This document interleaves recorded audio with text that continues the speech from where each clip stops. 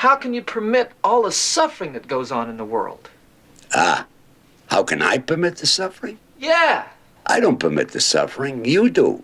Free will. All the choices are yours. Choices? What choices? You can love each other, cherish and nurture each other. You can kill each other.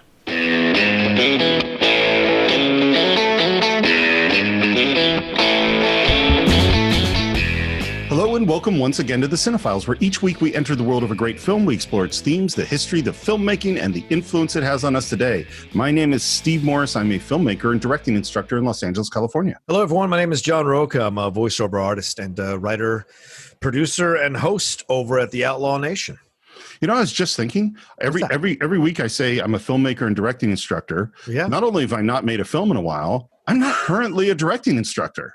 I've been laid off because of lack of enrollment because of the coronavirus. I did not know that, by the way. This is actually something I did not know before you just said it. I'm sorry. Yeah, so I'm not teaching in the summer session, and I get it. Like, who wants to go to film school when you can't actually make a film?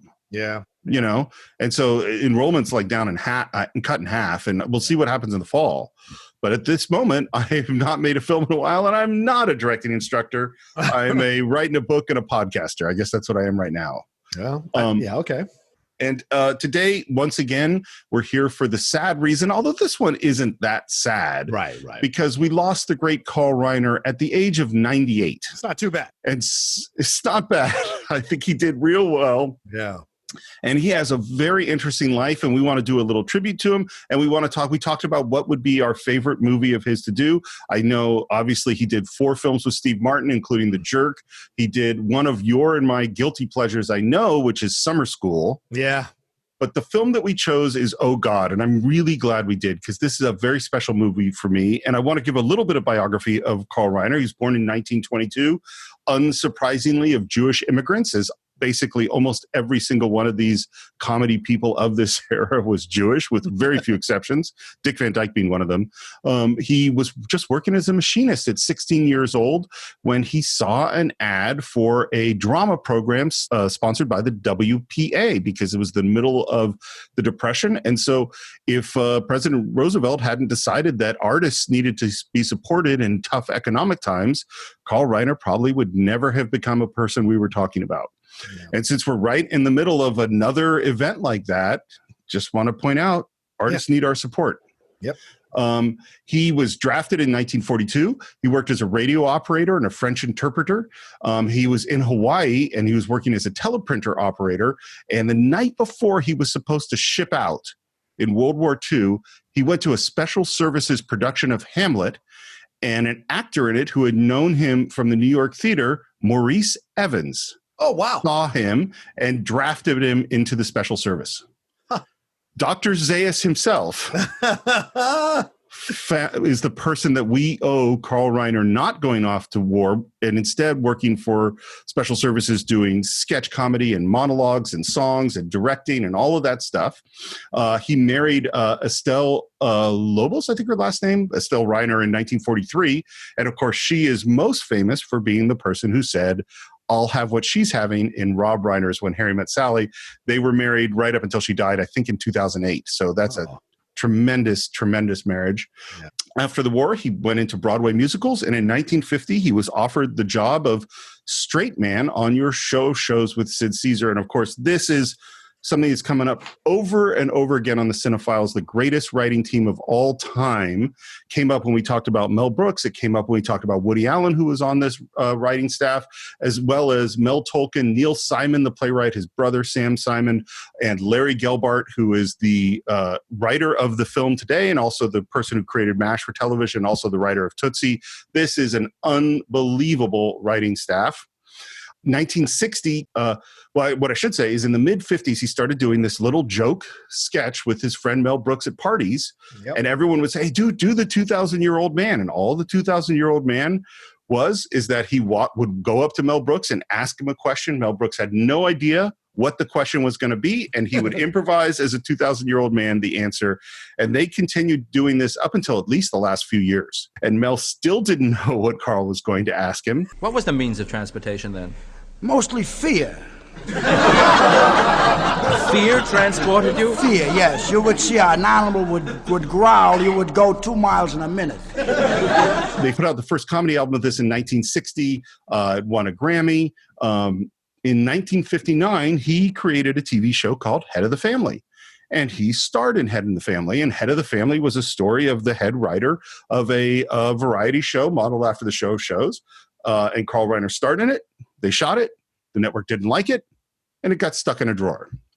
And 2 years later, the network said, you know, we really liked that idea of that show. We just didn't like you in the lead.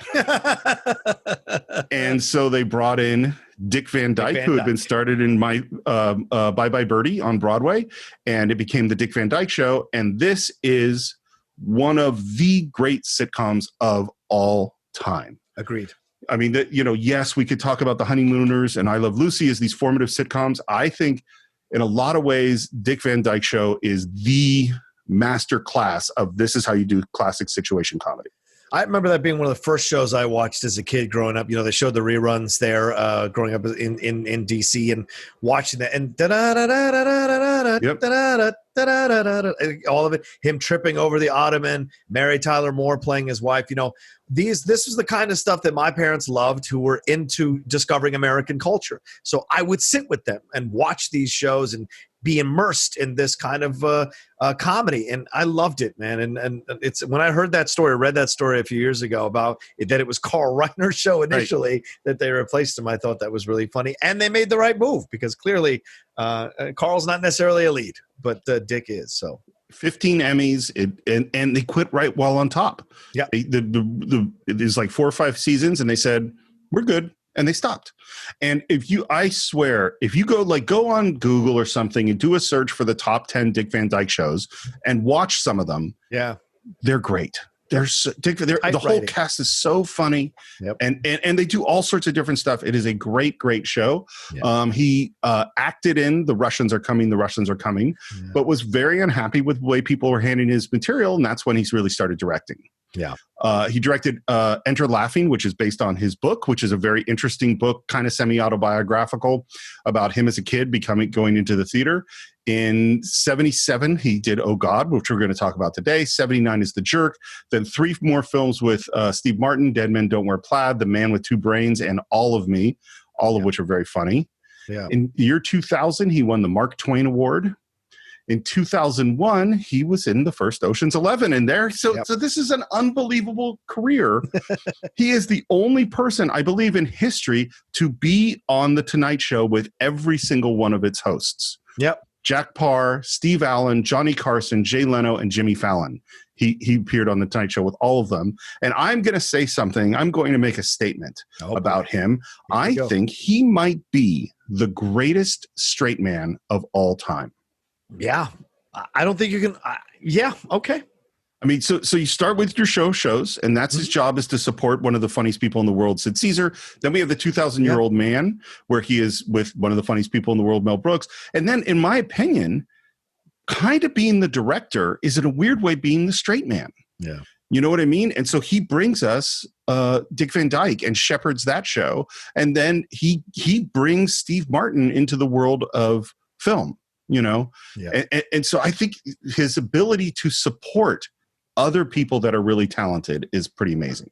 Yeah, Carl Reiner for me, Steve, is one of my favorite comedians for so many reasons. And he does we'll get into it when we get into the movie, he does get a little funny moment that he puts himself in the movie as well. But, you know, growing up, and you've said this to me before, you know, that I'm, unofficially Jewish or into the Jewish tribe because of my love of Jewish comedians. And certainly Carl Reiner falls into that, Mel Brooks. There's so many. These people decorated my upbringing. They're all their comedy, their situation. Those are the things that I watched on repeat all the time. And Carl Reiner was one of those guys that you saw all the time pop up as a guest star on so many of these incredible shows. And he always was fantastic. He was always funny. He was always good at what he was doing. He was always inventive. He was always brilliant. So for me, watching those shows was better than any comedy class you can take, any instructive situation you could find yourself in, just plop yourself down. And if you have any remote interest in being an actor or understanding comedy, watch those shows that Carl Reiner is involved in. Watch those shows that he writes. Even when I did Laughter on the 23rd Floor, the Neil Simon play about your show of shows, I played the Russian writer. I played Val, and it was great to explore that text and then go back and find news articles, or at the infancy of the internet, look up stuff about your show of shows and the recollections that Sid Caesar had about his time on there. Mel Brooks, Carl Reiner, Woody Allen. So many people came out of there. Like I said, Larry Gelbart. So many people involved in it, and so it was great to see them. And then they would all pop up in 80s sitcoms as older comedic actors, as either the moms or the dads of the new generation of comedic actors that were popping up in sitcoms. So for me, they've always been a part of my life. And Carl Reiner was somebody who just always kept tabs on. And then, like you said, Summer School, a bunch of his other films that I really enjoyed watching. I always loved his approach to comedy and his delicacy with which he approached comedy. He respected it and understood it, but also knew how to use it to get a point across subtly underneath the surface of everything that was happening, and I always appreciated that with Carl Reiner. And of course he spawns Rob Reiner, who decorates the 1980s and early 90s with some great movies that I still revere and we've talked about on the show before. So yeah, great stuff, man. Just a great legacy. If you're 98 and you're going to go, this is a good legacy to leave for the world, man. And one last thing, sorry, Steve, one last thing. His friendship with Mel Brooks kind of decorated the last 10 years of my life as I listened to them on multiple podcasts, Mark Maron, other stuff, their interviews. You can watch them on YouTube. And their friendship is such a thing to cherish. The fact that they would still go over every day to either Mel's house or Carl's house, sit down at 4 o'clock in the afternoon and watch shows, have their dinner, and hang out with each other every day. Who doesn't want to have a friendship like that in life that guides you through so many things, weathers all the storms, and is there for you until the end? Yeah. I'm picturing you and Shannon McClung in your 90s going to visit each other every day. Vogel will still be there somewhere. He'll probably own the place. He'll probably own the place that we're hanging out in. But yes.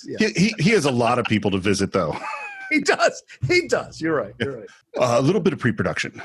I didn't know this was based on a book. I had no idea. I thought it was all Larry Gelbart. It's based on a book by Avery Corman, who also wrote Kramer versus Kramer. Oh, wow. Okay. Yeah. And so the book was very short. So I found it on Audible. It was 4 hours long, which means listening to it at 2.5 times speed. It only took me like an hour and a half. It's terrible. Oh, okay. It's the perfect example of this is a movie where they bought the idea. Mm-hmm. There is a guy who's contacted by God, who's like an old Jewish man. Yeah. The character is totally different. The situation is totally different. And all the wit and wisdom is not there. Yeah. I think if you're a screenwriter and you're interested in doing adapted screenplays, I think you should read 2 books and watch 2 movies. The first one is read Peter Benchley's Jaws and then watch the movie. And then read Avery Corman's Oh God, and then watch the movie and understand how they took something. I mean, Peter Benchley's Jaws is a very average book. Yeah. And how they took that and transformed that into something great. Yeah. But the idea is so good, it was optioned over and over again. But nobody could figure out how to make it. Yeah. Finally, Larry Gelbart bought the screenplay. And I want to tell my Larry Gelbart story. I told this story 4 years ago when we did Young Frankenstein. Oh, okay. Which is that I watched a panel, like a PBS panel, where they had the whole crew from your show of shows, including Sid Caesar and Imogene Coco and the whole writing staff. Yeah. And they asked Carl Reiner about what it was like to be the head writer in that room, or Mel Tolkien, I think, was the head writer in the room. And they said, well, we were lucky because we had the funniest person in the world in Mel Brooks and the wittiest person in the world in Larry Gelbart. And then perfectly, the interviewer asked the follow-up question: what's the difference between funny and witty? And as he hasn't even finished that question yet, Mel is taking a drink of water and does a huge spit take all over the stage in the mid-sentence. And then and everyone laughs, and there's a pause, and Larry Gelbart very calmly turns to the interviewer and says, "Wit is dry." And that is just so perfect in this. And Larry Gelbart, a great writer, obviously. And he at first thought he was going to direct it. And since the old Jewish guy in the book was kind of a Mel Brooksy character, he went to Mel Brooks to play God. And he went to Woody Allen, his co-writer on the show of shows, to play the main character. Yeah, makes sense. Both of them said, we're directing our own movies. We didn't want to do this. Yeah. And really, thank God. I'm so happy, particularly Mel Brooks didn't do this movie. Really, both of them. Yeah. It'd be totally different. Yes. And so that fell through. And Carl Reiner, who had initially refused to do it because it seemed too much like the 2,000-year-old man, and he didn't want to do that, now got talked into do it. And one of the producers that came on is Jerry Weintraub, who is literally still producing today. He's an executive producer on Westworld. Yeah. And Jerry Weintraub, which I didn't realize, you want to know how he got his start? How? John Denver's manager.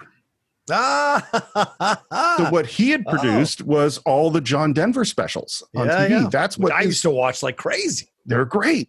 Yeah, and so he's the guy who convinced John Denver, who had never acted before, to do this film. Yeah. And I want to talk about one more person, and then we'll get into the film. Okay. And that person is Diane Crittenden. Mm-hmm. And Diane Crittenden is the casting director. And if you were at my house, you would know that every single time on this podcast, I say, man, this is a great cast. And do not say the name of the casting director. My wife is mad at me, and rightly so, because casting directors are a much maligned profession. Yeah. And I want to tell you a little bit about Diane Crittenden because she is amazing. Okay. She did this same year Star Wars. Wow.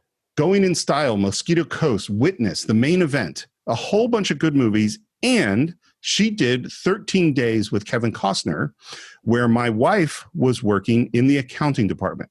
Okay. And she was very unhappy. And she was doing paperwork for Diane Crittenden for, expenses, and talked to her about that she was unhappy, and they just started chatting. And Karen said, I have a theater background. And Diane Crittenden said, well, why don't you get into casting? Why are you doing accounting that you hate? Well, you should get into casting. That is why my wife went into casting. Wow. This woman, that conversation, she went, maybe I should do that. Yeah. So she is both an important person in terms of casting. And I got to tell you, this cast is crazy how many people are in it that have these little tiny parts that are great people. And also has a big effect on my life because that's changed the direction of my wife's life. Right. And of course, the most important casting person we have to mention is George Burns. Yeah, George Burns. He's great. Yeah. He was 81 when he made this. He lived to be 99, almost just shy of 100, I think. Mm-hmm. Do you remember how you first came to Oh God? Yes, I do. It was my dad. My dad, he took us to see the film.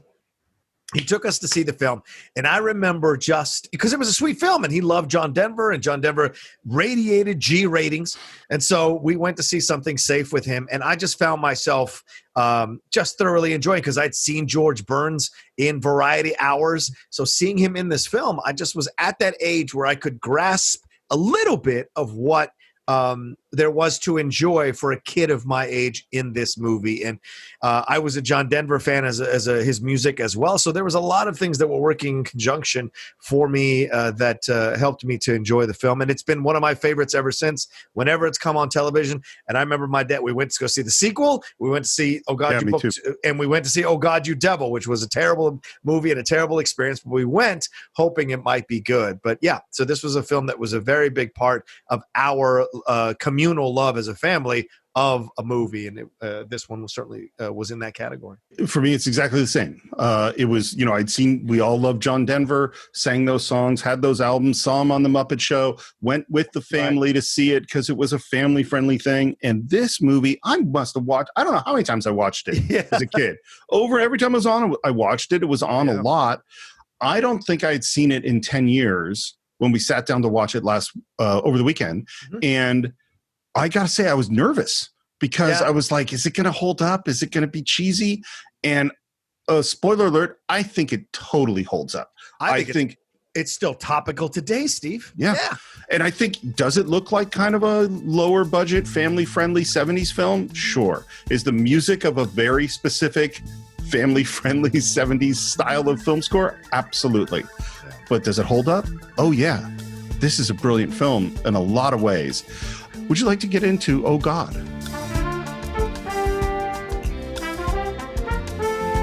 And the movie opens with that 70s music, and we are watching a montage of John Denver, the assistant manager of Food World, played his character is Jerry Landers. And this is crystal perfect Save the Cat. And what Save the Cat means is have your main character do something good so we're going to know they're a good person and like them. And he does like 5 or 6 things where you get who this guy is and that he's a really good guy. Yeah. The most interesting one, by the way, is he sees a woman shoplifting some meat. And when she goes to check out, he steps in and takes over the cash register. And we don't know exactly what he's going to do. Right. But we know he's going to handle it in a gentle way, whatever he does. Right. And he jumps into his AMC Pacer and drives home. And there we meet Teri Garr. It's like the morning and they're getting ready. And this is, by the way, our 4th Teri Garr movie. Yeah.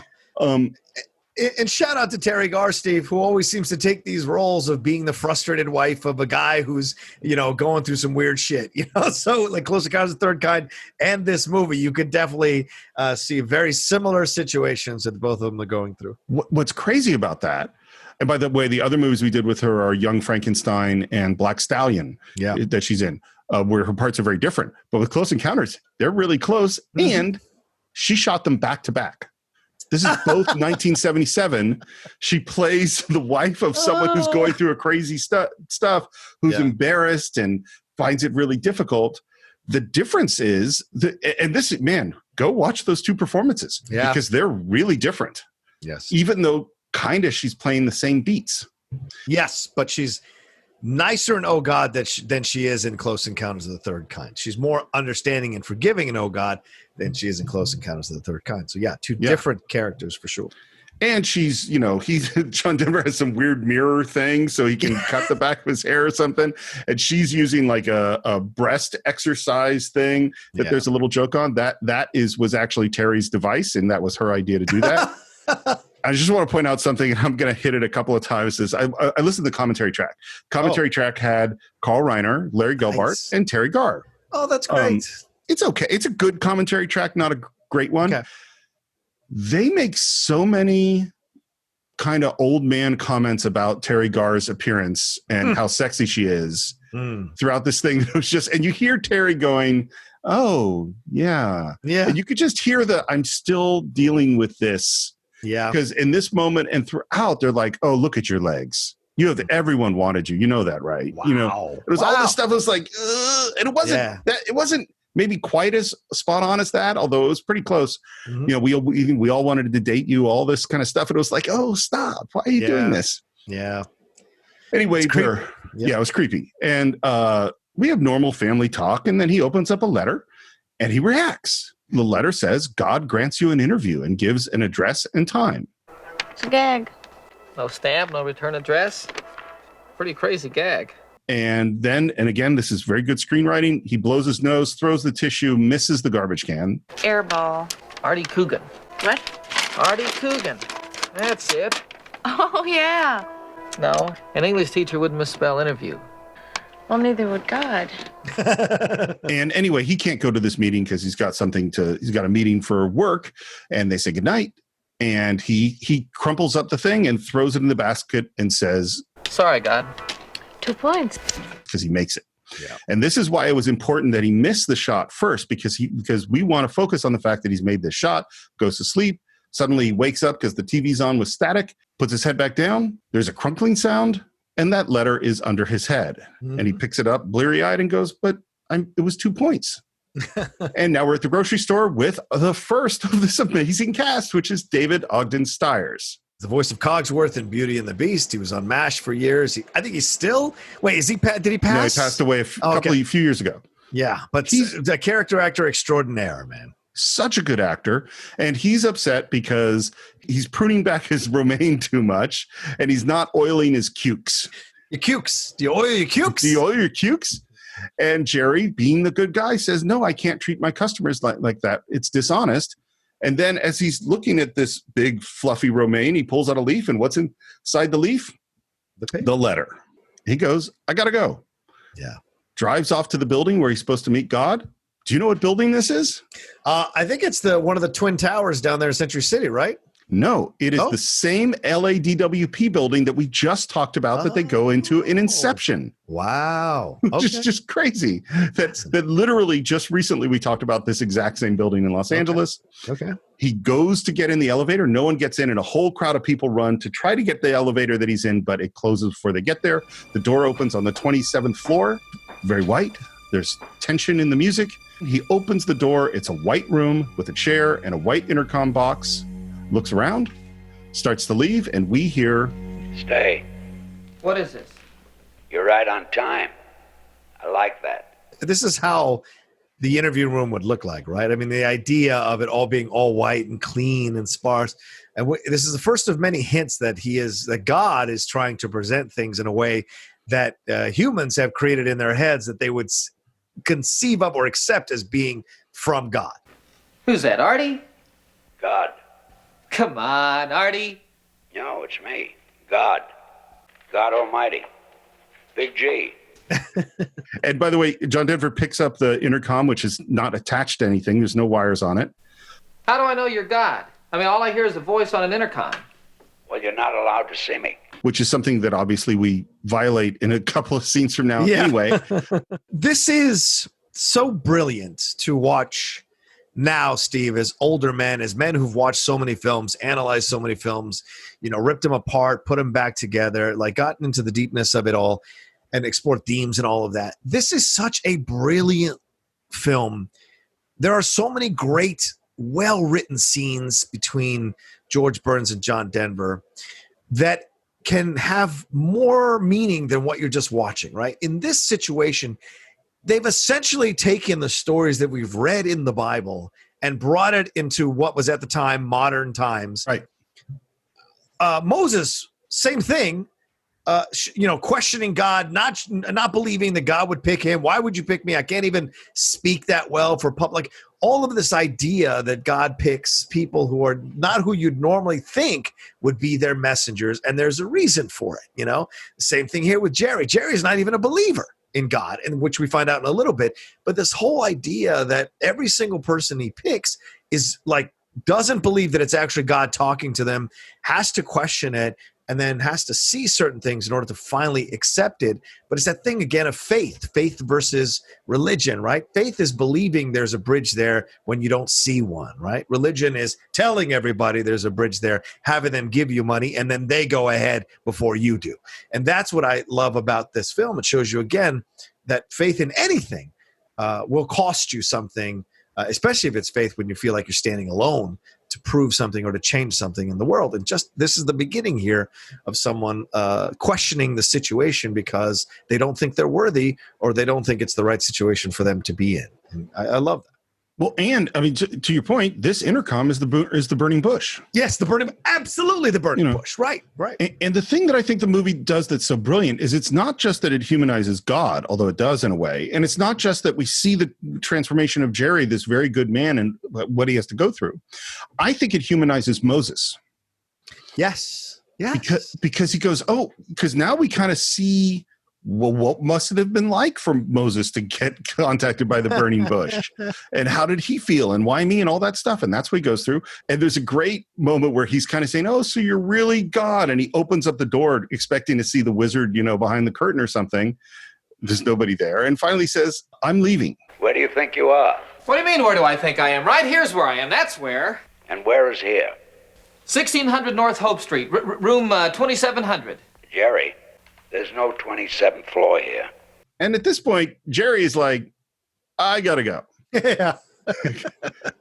And Jerry goes down the elevator, goes out, talks to the security guard, says, excuse me, how do I get to the 27th floor? In this building?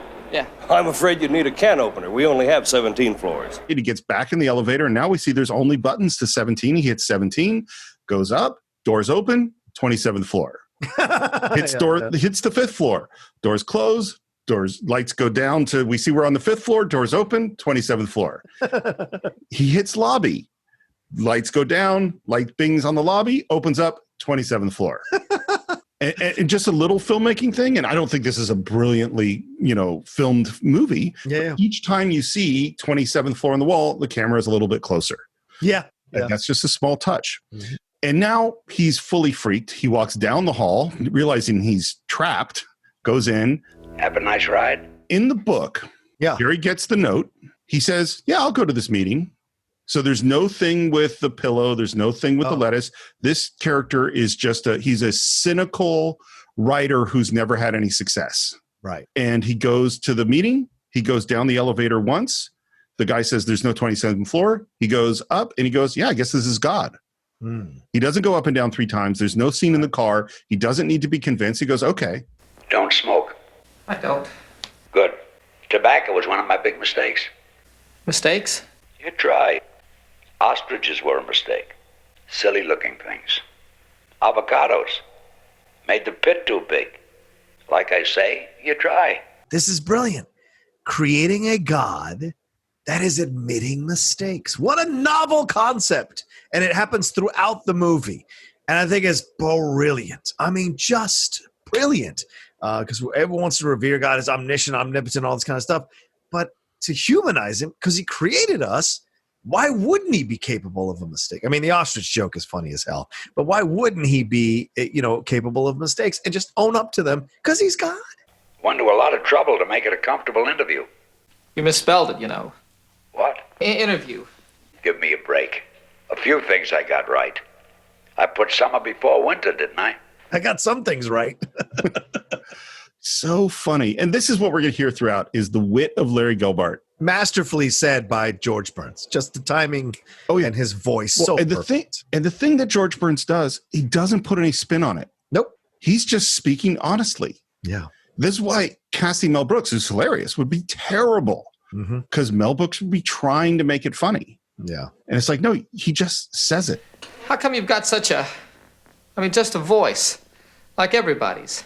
Empathy. I'm talking to you in a way you can accept. I'm relating. I don't like to brag, but if I appeared to you just as God, how I really am, what I really am, your mind couldn't grasp it. Which again is back to the burning bush. Yep. Also, one thing to think about, Steve, 1977, right? Superman is next year, 1978. Think about that. We're recovering from Vietnam as a country, right? We want to believe in things again, but we want to believe in them in a way that we can understand them. We can accept.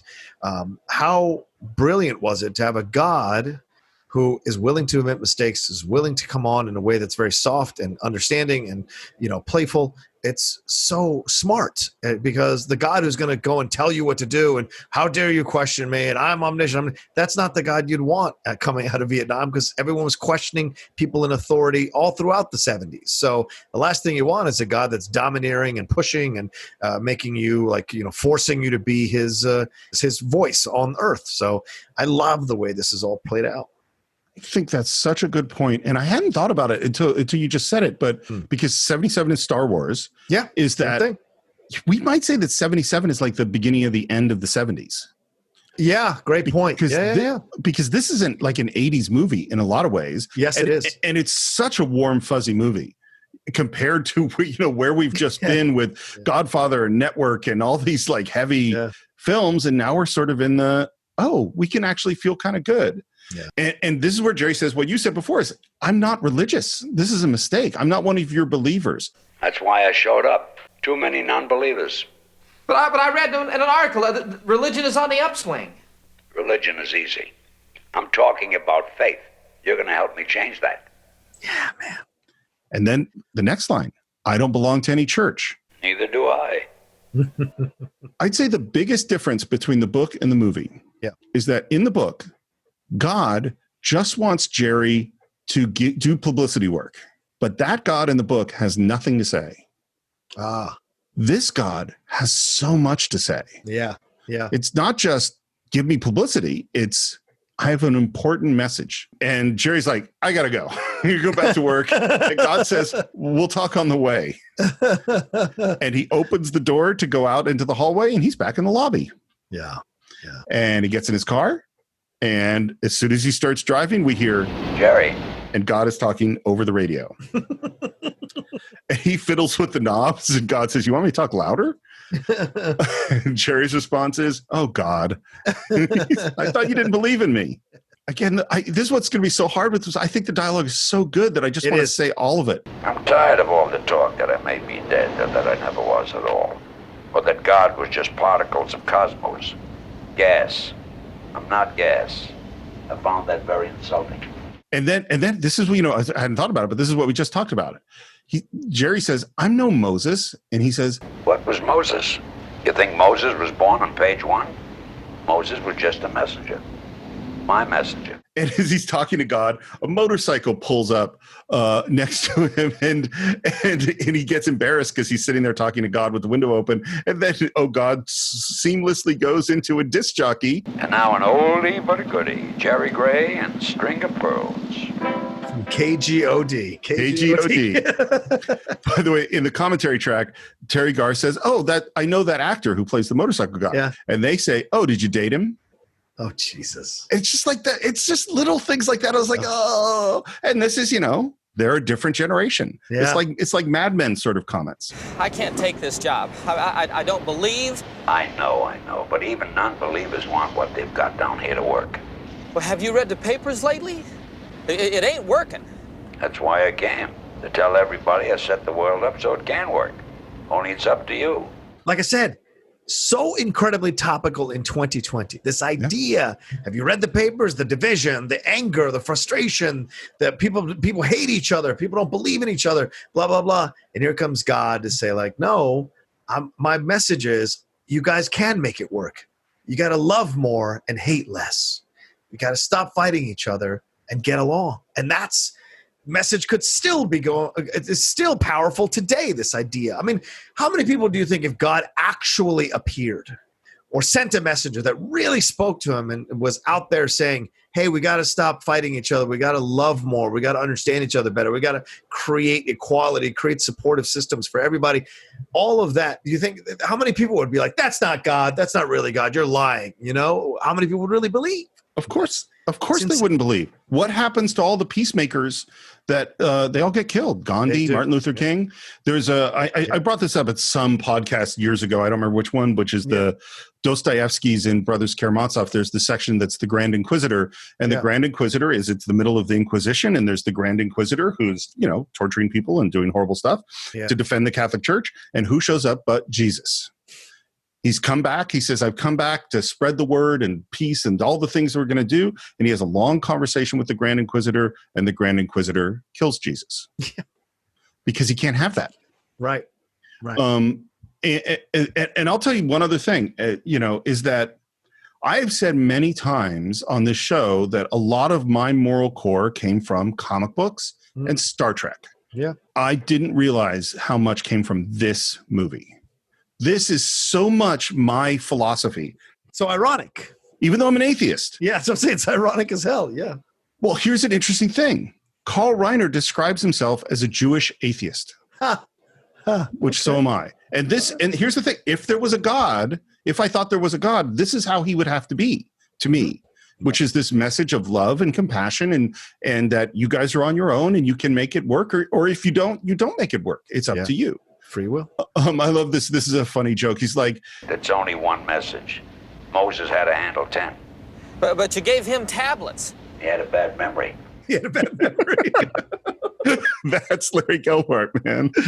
Oh, brilliant. And it's so funny because they're not big laughs. No. They're little laughs, but there are a lot of them. This is why I love Jewish humor, Steve. It's all in the margins, man. It's all in the margins.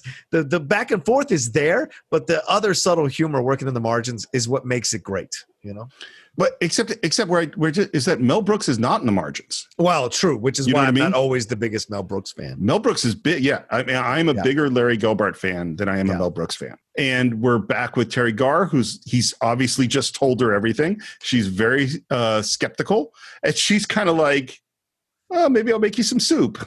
I'd love it if Teri Garr was twin sisters with the other wife, with Richard Dreyfuss. Well, didn't she leave Richard Dreyfuss to go visit her sister? Oh, my God. Oh, my God. We've created a connection. Sorry to go Scott Mance, but we created a connection between Oh God and Close Encounters of the Third Kind. It is in the same universe. And speaking of which, she's kind of going, hey, let's go to San Francisco and visit your sister. And he's like, you don't want me to visit my sister. You want me to visit my sister's husband, who's a psychiatrist. Jerry, do you remember when Artie Coogan set up that hidden microphone and he broadcast those filthy limericks through the television set? It was not Artie. I know all of Artie's voices, and Artie is not capable of adding 10 stories to a building that doesn't have them, and he cannot talk back and forth through a car radio that's been busted for 2 months. Now, whoever the hell this guy is, he's very smart, and I'm going to listen to him. And she says, and you think he's God. Well, he thinks he's God. By the way, John Denver, very natural in this movie. It's great. I mean, for a first movie, as an actor, like you can find the holes, right? But I mean, having done the Muppet Show, having done his specials, he certainly was no stranger to hitting his mark, saying his lines on time, being in front of the camera. So I'm sure that helped him as kind of a shorthand to have before he walked on the set to shoot this movie. And he is damn earnest and damn natural throughout the movie. You don't feel like this is a person who is putting on a character. And I think that's really essential to you liking both him and George Burns as their characters. He's like a perfect everyman. Yes, absolutely. He's so, and it's the opposite, because there are musicians and athletes and people who become actors. Yes. But they rarely have this just totally natural quality of he's just an ordinary guy. I thought you believed in him. And her line is so brilliant. I do. I believe in God. I just don't believe that he exists. Wow. That line has so much meat to it. Yeah, again. Yeah. Because I think that sentiment, of course I believe in God, I just don't believe he exists. I think that describes a lot of religious people, or people that maybe aren't religious, but they go to church or they go to temple or they do the stuff that they're supposed to do. Right. Yeah. I just don't believe he actually exists. It's the next day. And now Jerry's in the shower. Jerry? Jerry Jerry goes, oh God, that's right.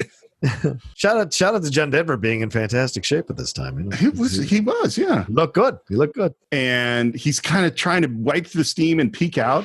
Come take a look. I can't. I'm naked. You think I don't know what you've got? I love the wisdom is so amazing. That was another little goof of mine. Shame. I don't know why I thought we needed shame. Ah, man. Strong stuff, man. He comes out, grabs his glasses, God throws him a towel, and there we see George Burns in the infinity mirror effect. And the camera goes down and then pans up to see this old George Burns with the hat and the glasses. Not what you expected, huh? This is, in my understanding, only his second feature film. Really? Because he did lots of shorts. He did tons of TV and tons of radio. Yeah. But he had just done the Sunshine Boys and now this. And then Going in Style, I guess, is after this one. Going in Style's next, which I love. Yeah, I love Going in Style and Sunshine Boys. Yeah. And I love those boys. You're feeling a little strange, huh? Very strange. Like you're going to faint? And by the way, I think it's really important that they made John Denver play this scene in a towel. Yeah. Yeah. Makes him much more vulnerable. Yep. You know what's good for that? Shaving. Shaving? Sometimes when you don't feel normal, doing a normal thing makes you feel normal. So he starts shaving, and he says, okay, I think you probably got a lot of questions. Yeah. Why me? Why not you? You mean there's no special? Life is a crapshoot. You thought I picked you because you're better than everybody? I'm not? You're better than some, but not as good as others. I think God is lying. Maybe. What does Spock say? When he says, when Kim Cattrall accuses him of lying, he says, I exaggerated. I exaggerated. So, yeah, maybe he's exaggerating. Yeah. Because I think Jerry Landers is a really good guy. Yeah, yeah. He's very special. But I think God knows that if I said you're really good, you're really special, that it actually would not work as well. Why didn't you just appear over my bed? Hollywood. People are always, see, I just love all the lines. People are always praying to you. Do you listen? I can't help hearing. I don't always listen. Then you don't care? Of course I care. I care plenty. But what can I do? What can you do? You're God. And this is so important. What can you do, your God? One of the essential questions of faith is, why does a God who is all good let bad things happen to good people? And this movie is going to answer it. Only for the big picture. I don't get into details. Then whatever happens to us Happens. I gave you a world and everything in it. It's all up to you. Yeah. I mean, that's the thing. The default human reaction is always like, why would God let this happen? Why are you letting it happen? Why are we letting it happen? Why are we as countries letting it happen? That's what it's about. Don't blame God. Don't blame God. Blame what we've done, you know? But this is why this movie works for me as an atheist, because this is the philosophy. Like, stop looking over there. Yeah. This is our world. We're here. And then this next line is so good. But we need help. That's why I gave you each other. Yeah. Boom. Once again, Steve, this is what I mean. These scenes are just ripe with depth and complexity in the exchanges. They're ripe with levels here that this is working on. It's not just simple, funny exchange. He's legitimately saying something here in the exchanges. Amidst this sweet comedy, there's actually some real depth to what they're talking about. No, this is a deep movie, and a deeply compassionate movie. Yes. And then Jerry said, and then, again, this is subtle writing, but it's really good. He says, with your powers, you could solve so many problems. And he's cut himself shaving, and he's grabbing some toilet paper, and God says, don't wet it. And Jerry says, are you sure? Am I sure? Did I do a good job on the Grand Canyon? That's a great comeback. So two things about this. First thing is that this is Carl Reiner's argument with Larry Gelbart. Larry Gelbart thinks you should wet the toilet paper, and Carl Reiner says, no, don't wet it. That's the first thing about it. But the second thing about it is he just said, God just said, I'm not going to solve your problems for you. And he says, you could solve so many problems. He actually did. He just solved the problem. And what happened? He didn't even notice it. Didn't even recognize it. Didn't even think it. Yeah. No miracles, huh? I knew it. Oh, maybe now and then just to keep my hand in. The last miracle I did was the 1969 Mets. Before that, I think you have to go back to the Red Sea. That's brilliant. The 69 Mets. And there's some, can't go through all of it. It's all funny, but like there's a joke about not creating the world in 6 days. I thought about it for 5 days and created it in one, which, by the way, that is a writer joke, because that's how writers work. I think about it for 5 days, and then under a lot of pressure, you get that script out. But if you're so involved with us, how can you permit all the suffering that goes on in the world? How can I permit the suffering? Yeah. I don't permit the suffering. You do. Free will. All the choices are yours. Choices? What choices? You can love each other, cherish and nurture each other. You can kill each other. You know, what can I say? Yeah. That's it. Yep. You're also turning the sky into mud. I look down, I don't believe the filth. Using rivers for toilets. Poisoning my fishes. You want a miracle? You make a fish from scratch. You can't. You think only God can make a tree? Try coming up with a mackerel. And when the last one is gone, that'll be that. 86 on the fishes. Goodbye sky, so long world, over and out. Right. The climate science right there. Yep. And it's truth. It's dropping God bombs of truth. God bombs. Hashtag God bombs. Hashtag God bombs. I love it. I thought you said we were going to make it. I said you've got to make it work. You don't care. I do care. Well, then do something about it. I did. I got you to carry the ball. I got no ball. How can I carry it? And the first thing he says is, you go off and tell the newspapers, tell the press. And he goes, well, how am I going to convince them? He says, here, just show them this, and hands the business card that says God. Simply. Yeah. By the way, George Burns didn't know anything about John Denver. Hadn't heard of him, didn't know who he was. Wow. And so Jerry Weintraub took him to a John Denver concert. George Burns' description was, there was this little guy all alone on stage with a guitar. 5,000 people are screaming. He had and this is what George Burns said: I haven't seen anything like it since Jolson. Wow. Right? What a comparison. Right? Wow. And it's so from different eras too. Like, he lived through Sinatra. He lived through it all. He was born in 1896. Fair. Wow. Interesting. Okay. And then we get to the newspaper office and another of these great small actors, which is George Firth, who's a member of the Actors Studio. He's in everything in this era, 70s, 80s, tons of stuff. What I didn't know, he wrote the book for 2 Sondheim musicals. Oh, wow. Merrily We Roll Along and Company. Huh. Company's one of my favorites. Yeah. Wow. Okay.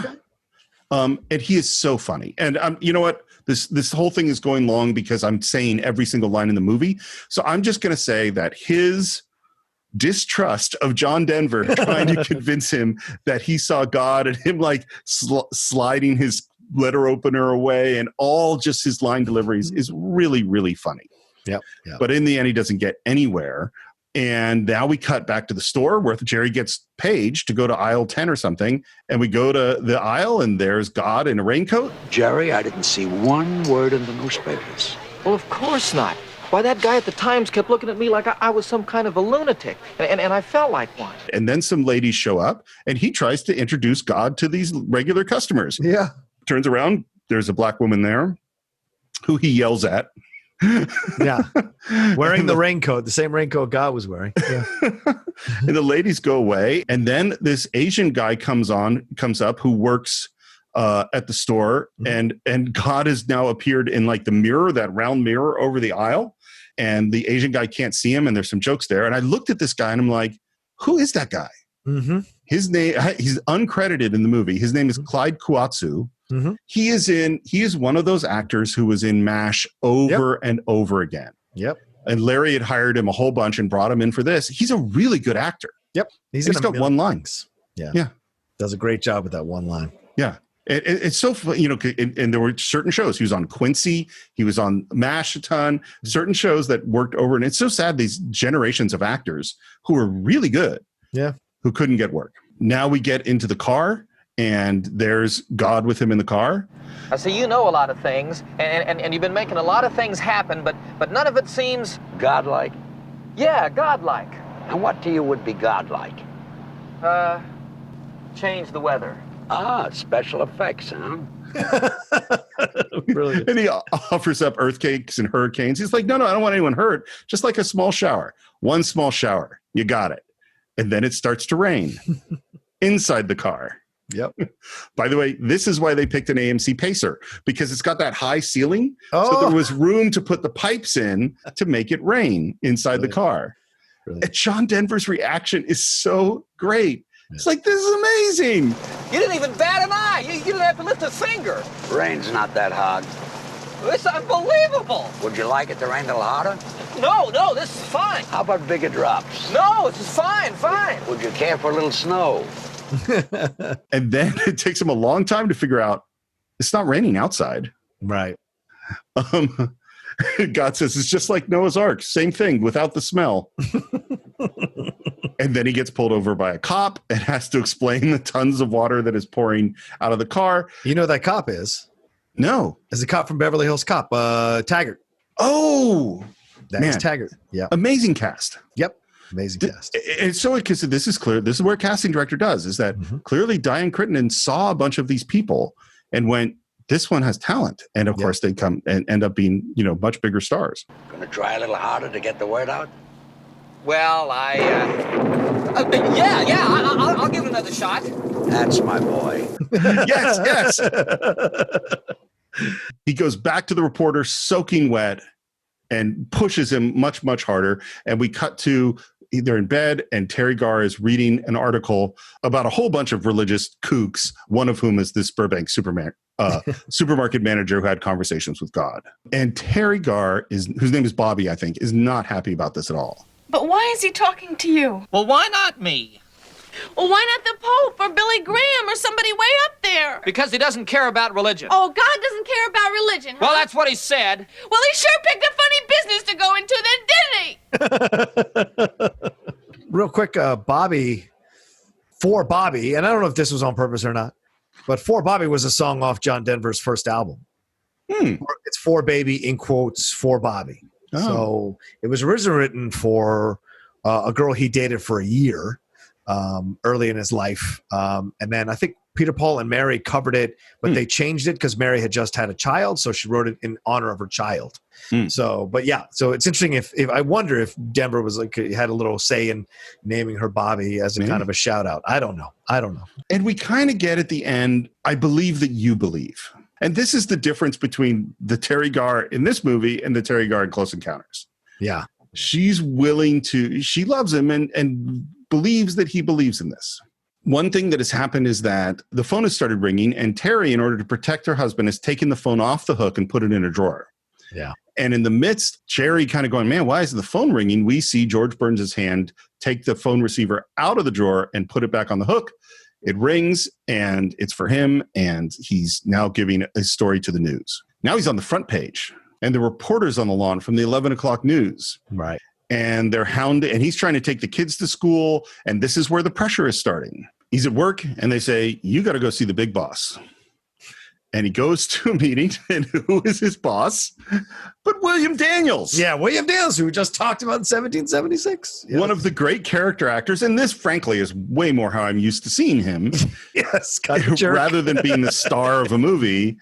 And again, a great, great actor. And I love that he kind of starts off with sort of, how is it going? How's the wife and kids? Right. And then we finally get to, What is this seeing God crap all about? and he does sort of I've heard it all in this chair. He gives a list of all the crazy things that happen when you manage grocery stores. And then we get to this thing, and I think this is so brilliant. He says, the founder and principal stockholder of Food World is a man devoted to prayer. And we see him standing next to the painting of the guy. Lowell Wilson has personally gotten down on his knees with 3 U.S. presidents. He attended prayer breakfasts and asked for God's blessing with the Joint Chiefs of Staff right in the war room of the Pentagon. Now, I don't think that Mr. Wilson is going to take too kindly to the idea that one of his employees is claiming to have had a personal audience with the Almighty himself. I love this so much because it's all about status. Yeah. It's like, well, he's an important person, just like the thing about the Pope and Billy Graham. Yeah. It's like, well, these are the important, he must be closer to God because he's some rich guy. He's, and the hypocrisy of praying in the war room of the Pentagon. You can't fight in here. It's the war room. It's the war room. I should think that he would be very happy to know that his prayers are heard. Mr. Wilson has reached that point in his life where he can be sure his prayers are heard. He doesn't need any help from you. And then he threatens his job. Yep. And Jerry's out of that meeting, walking through a park, and there is God picking up trash. Again, what's the message here? Yeah. All these all these messages about taking care of the planet, taking care of ourselves, all throughout this movie. It started, huh? You said you saw me and the pressure started. Is it going to get any worse? How should I know? What do you mean, how should you know? How could I know? Well, you know everything. I only know what is. Also, I'm very big on what was. On what isn't yet, I haven't got a clue. Yeah, I got to stop reading all these lines because they're also good. Yeah, they are. I'm liable to lose my job. Lose a job, save a world. Not a bad deal. What's so funny about this is it really fits in with the heroic. This is the movie about the guy who leads the strike. Yeah. This is the movie about the people standing up against oppression in all sorts of different ways, and the sacrifices the family and that they have to make financially, and being attacked and saying, no, this is the right thing to do. And so I'm going to do it. Yeah. It's Mr. Smith Goes to Washington. It's, great point. Yeah. And yet it's done in this sort of small, fun, cute way. Yeah. He tries to pick his kids up at school. His kids don't want anything to do with him. And he's back home, and Teri Garr's like, well, of course they're embarrassed. I mean, their friends insulted them all day. Jerry, what are you going to do about Mr. Summers? Mr. Summers represents Food World. God is with World. It's a slightly bigger obligation. And what's interesting is he is transformed at this point. Yep. He's fully on board now. How far do you intend to take this? I mean, how long is this going to go on? Until everyone gets the message. Until I can convince people of this miracle. I mean, that's what it is, It's a miracle. Nothing less. And I've got to reach the greatest number of people possible and tell them about it. It's for you. Producer of the Dinah Shore Show. Do you remember watching the Dinah Shore Show? Oh, of course. Yeah. My mom me loved too. that show. You kidding? Yeah. She's a great interviewer. Oh, yeah. But Very she- relaxed. Relaxed. Subtle. Yeah. And we cut to the Dinah Shore Show, and who is her guest? Carl Reiner. And he is, you can tell he's done a lot of interviews. Oh, yeah. He's very funny. The picture of the Dorian Gray moment is just brilliant. Just absolutely funny stuff, man. What's so funny about that is I can totally see Dick Van Dyke in the Dick Van Dyke Show doing and what I can see is that Carl Reiner did the physical face thing for Dick Van Dyke. That's what he's imitating when he did that stuff. Yep. And Jerry is in the green room, and it's time for him to come on. And I love the way there's a great filmic choice, which is just as he goes on the stage, we cut to his house, him coming through the door and says, "Am I on?" And we cut to him and his family watching the show. Yeah. Yeah. Here's why this is a brilliant screenwriting and directing choice. What we would normally think is we'd see him do the show, and then we would later see the family reacting to the show, and that takes twice as much time. Right. So this way, we get to see the show and the reaction at the same time, and the scene becomes way more interesting because we get to see the family reacting then. Also, you throw in that exchange where the production assistant tells him it'll be a week later when it screens. Oh, right. So it's been a week since he's been on the show. Yeah. And there's some very cute jokes, including, him saying that God is watching, and Dinah Shore is like, he's watching us? Oh.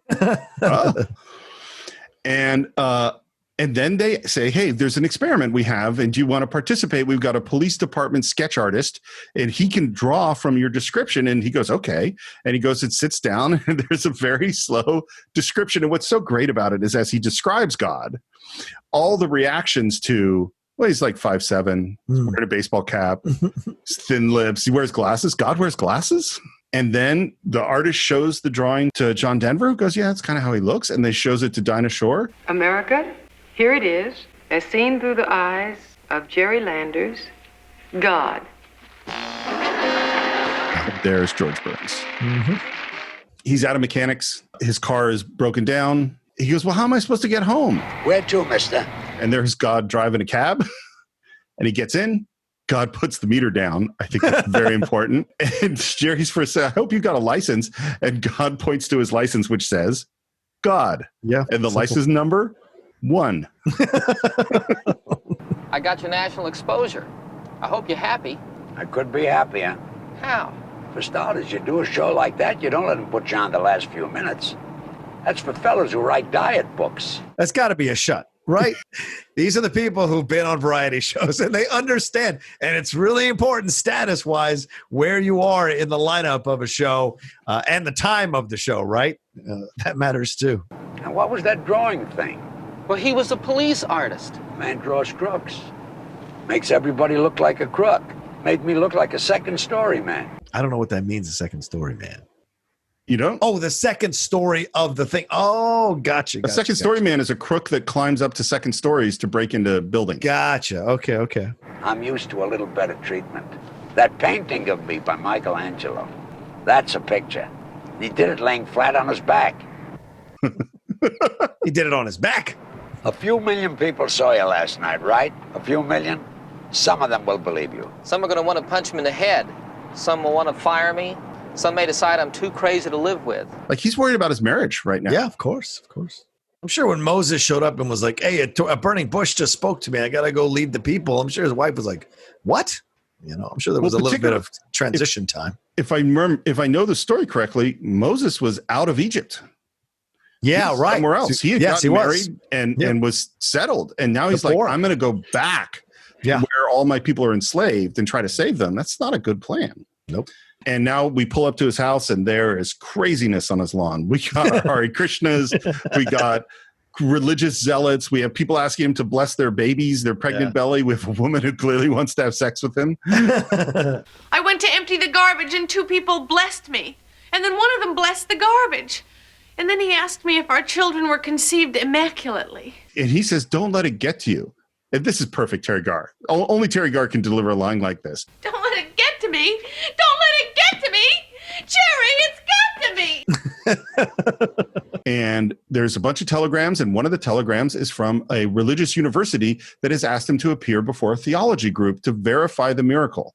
Yeah. And we continue to hear them talk as we cut to this scene of this religious group. This will give me credibility, and God will get his word across. And now we're in this meeting where the cast, again, is amazing. Yeah, yeah.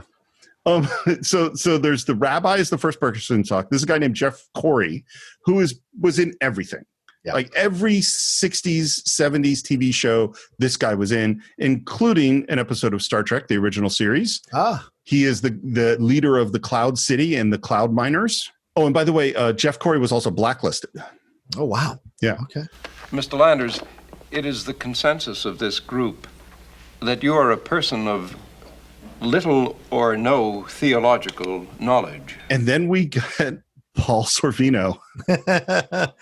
With kind of a terrible Southern accent, but you get the point that he's getting across, the idea of televangelism. And even in 77, Steve, people are taking shots at what these people are doing and abusing older people to get their money from them, using God to line their pockets, to build their jets, to build their massive buildings, but really perverting the word of God for their own personal financial benefit. And again, this is an amazing piece of casting because this is the Italian-American from New York, I think, opera singer.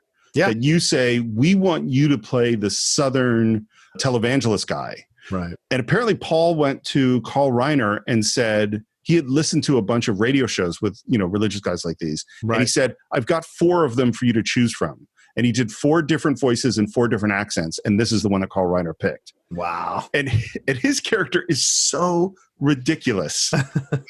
It strikes me, as one who has actually heard his voice, that you have virtually no prerequisites to make direct contact with the Almighty whatsoever. And then Jerry just simply asks him questions. You heard him? You spoke to him? Yeah. What was he wearing? Yeah. It's just simple questions. He has made his word known to me. What was he wearing?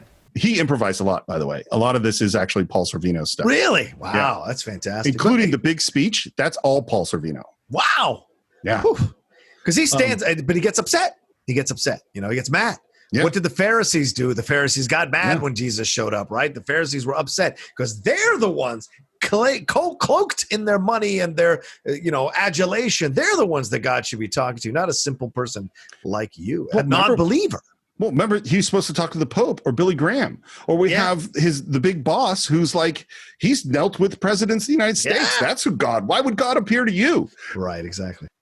It would be blasphemy to suggest that we could describe the Creator in human terms.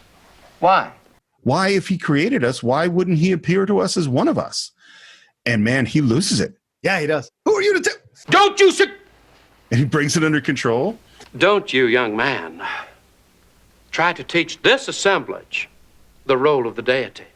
And sitting next to him at the table is Donald Pleasance. Yeah, so random, Donald Pleasance in this small role. He literally has one line in the whole movie. Yeah. It has good billing. And the reason is there was a 7-page scene with him and Jerry that they cut. Oh, damn. And Carl said that it didn't work, it was not necessary, didn't advance the story, and that it is the one time that he did not personally call an actor to tell them they had been cut out of a movie because he was so embarrassed because he had asked Donald Pleasance to do this role, and they never spoke again. Oh shit! It's just and Carl Carl Reiner is one of those really nice directors that everybody loves, and it sounds like he just felt terrible from this the whole time. And I love, by the way, Paul Sorvino, who goes around to talk about the eminence of this panel that they have put together. And he says, Rabbi Silverstone, my good and great friend, brother in the work of the Lord, with whom we have broke bread many times, is a pillar of the American Jew community. And all the little looks that go around. Yeah, because they know how much of a sham artist this guy is. Oh, They have to put up with him. Yeah. But the rabbi takes that beat before he turns to Jerry and speaks to him. I love it. And then he says, we have every religious persuasion, and I personally have been chosen to render the benediction at this year's Super Bowl. The Super Bowl. That means I matter. Because again, for him, it's about status. Everything's about status. Right. Literally, it says in the Bible that it's not about status. But people grab this thing and they assume it's about status. It's mind-blowing to me. I think we can point out hypocrisy anywhere in all sorts of realms, but the hypocrisy in religion is really stunning. It's astounding. Yes, yeah, I agree. Which is why, of course, the Teri Garr saying he picked the wrong business to get into, and God saying, I'm not in the religion business. Right. Mr. Landers, we really find insufficient documentation to support your claim. Which puts the score at God 7, you zip. And what we find out is that they've created a set of questions to ask God, and they're ones that he couldn't possibly answer with his because he doesn't have the knowledge, and that they're going to lock him in a hotel room and he can't leave, he can't see his wife, he can't do anything until he answers these questions. That is the test. Yeah. And we're in the hotel room. He's looking at the paper. It's not in English. He calls out, God, hoping the guy would show up. He turns on the radio. No good. There's a knock on the door. He opens it. It is a room service guy bringing him some room service. This guy has also been in tons of stuff. Yeah. Did you see what room he's in? No. 2700. Perfect. And he closes the door, and immediately there's another knock, and there's George Burns. They forgot the ketchup. $11 for a steak? Who would have thought? With me, cows are an afterthought. Just to give new mothers a little rest, And he looks at the questions. He says, pretty cute. The questions are in ancient Aramaic. Which takes interesting resonance now, considering the Passion of the Christ that Gibson directed is in all Aramaic. Yeah. So I would have never registered that until he did that movie. So interesting. It is one of the 3 languages the Bible is written in. Yeah. Along with Hebrew and Greek. Not English. Not English, people. No. Or Latin. And Klingon, or Klingon. Although I'm sure there's a Klingon translation. Of course there is. Let's see. What's the true origin of the universe? What is the source of the planet Earth? It's a history final, right? and the TV is playing in the background, and God says so many repeats and turns it off. Did you see what's playing on the TV? Jack LaLanne. No, it's the Dick Van Dyke. It's the Dick Van Dyke Show. What a great in joke. Now we get this section of answering questions. And this is where, so I probably said this on the Cine-Files before, but frequently with my students is someone says like, oh, I'm going to write an evil scientist, or I'm going to write a great political speech, or I'm going to write a religious figure, or I'm going to write a really wise thing. And then they usually frequently fall short. And what I tell them is like, look, when you determine to do something like that, you actually have to be capable of delivering a great political speech. Right. You have to come up with an interesting plan to take over the world. You have to come up with a way to rob the bank or to murder someone or whatever smart thing that you want to do. Yeah. Well, now you have to deliver on it. So this scene of the questions is in the book, but they never go into the answers. The answers are the hard part. So now we've said we're going to ask God deep, important, profound questions. Well, it's up to Larry Gelbart to give us deep, profound answers. Yeah. He so delivers. Yeah, I agree. Did man fall from grace in the Garden of Eden? I made Adam 17. Eve was 15, 16 tops. I figured then 16, 17 was middle age, Now I realize that they were kids, babies. Young people can't fall from my grace. They're my best things. Put that down. Boom. That's great. Yeah. And again, this is my philosophy. Is that kids are kids. Yeah. And we see, they're not born hating. They're not born doing all these things. That's all stuff we do to them later on. Yeah. Kids are my best things. Yeah. By the way, Carl always shot George Burns with 2 cameras because he was concerned this is an old guy that he wouldn't get his lines. Right. George Burns never missed a line. I don't know, never. He was spot on. George Burns was also a 5 martini a day guy. Smoked cigars all day, and apparently frequently was up nights partying, flirting with all the women, just came in every day and nailed it. And part of this is like, this guy is 70 plus years in the business. Some guys are just built to do it, man.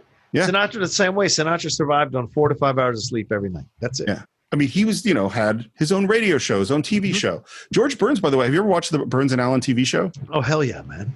So good. Again. Yeah. And what the thing that he invented, he and Jack Benny did similar kinds of things, is that George Burns would come out and talk to the audience and then walk into scenes in his life and then describe what was happening. And so it's this total breaking the fourth wall thing in his TV shows, which later you see in like This Is Gary Shandling's show and a bunch of other shows. Next question. Which religion is closest to divine truth? He says, the divine truth is not in a building or a book or a story. The heart is the temple in which all truth resides. Boom. Yeah. Is Jesus Christ the Son of God? And there's pause. And he walks and he turns. And after the pause, in a real silence, he says, Jesus was my son. And there's a reaction in a moment of like, oh, wow, God just picked. He picked the religion. And then he says, Buddha was my son.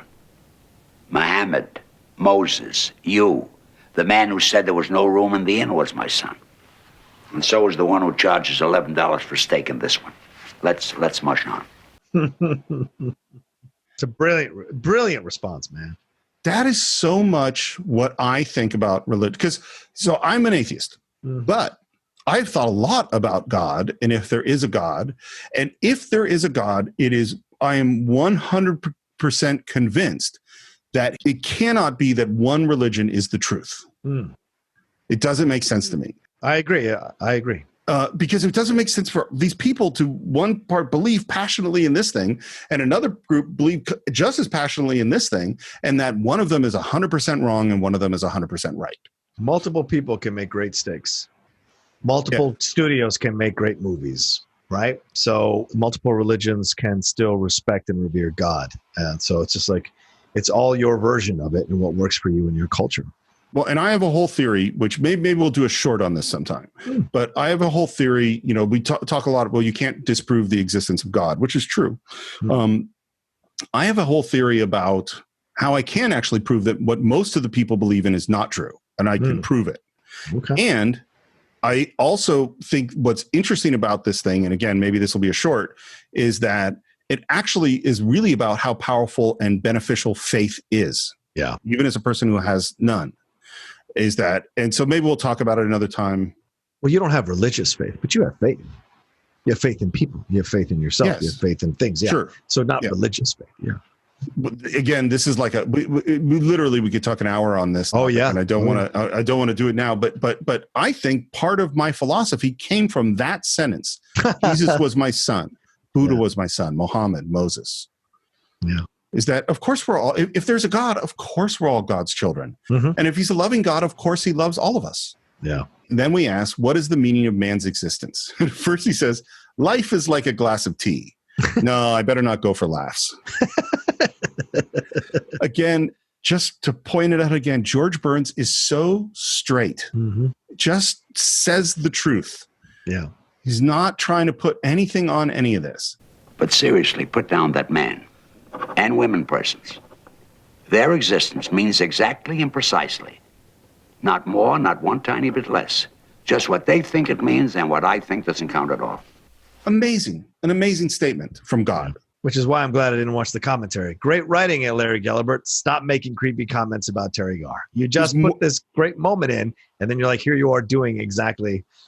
Yeah. It was more, I think it was slightly more Carl Reiner, but not much. Okay. All right. Yeah. Either way, if there's even one, it's too much. I mean, you know, we've had this conversation a million times. Yeah. People are affected by the world they grew up in, and that's where they were. So on some levels, Larry Gelbart, I mean, like if you look at early, actually, I should say this. So early MASH, which is all Larry Gelbart, is so sexist. I mean, and what's so interesting to me is, Hawkeye is not just towards hot lips. Every single nurse, Hawkeye is constantly coming onto. It is constant sexual harassment at the workplace. And what's so interesting is Alan Alda and Hawkeye are liberal icons. Yeah. And true sex symbols of that era. And yet it is just terrible, the stuff that he does. Yeah. And what's interesting is like comparing it in a weird way to Mad Men is that Don Draper, total sexist, does horrible things. And yet that character is a sex symbol, and John Hamm's certainly a sex symbol. Yeah. And what's interesting about Mad Men is a thing made recently that is pointing out, look how horrible this is. Right. MASH is just doing it. I'm curious to see as we move forward if that changes, you know. more women are speaking out. We had Kay on, and I guess we haven't dropped the episode yet, but in Major League, Kay says, like, when you're young, it's weird, the world I grew up in as a woman, and the things I was told or made to believe about women and how they had to be around men. Yep. And like now I'm seeing that was never the truth. And I hope this new generation of women growing up never have to, look at it that way again.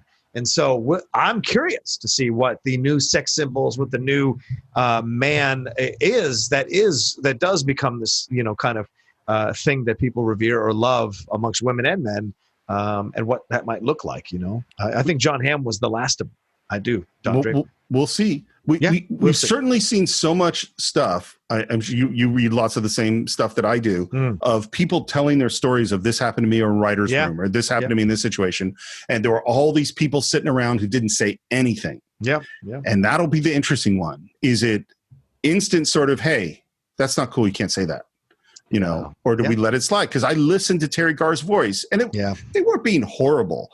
But they were being like, they were objectifying her throughout this thing. Well, and it must be terrible too, because you're like, I want to be taken as seriously as you take yourselves, as you take each other, and you keep denigrating me. I don't talk about your dicks. I don't talk about your asses. I don't talk about your balls. I don't talk about anything physical about you guys. Give me the same respect. I created a character.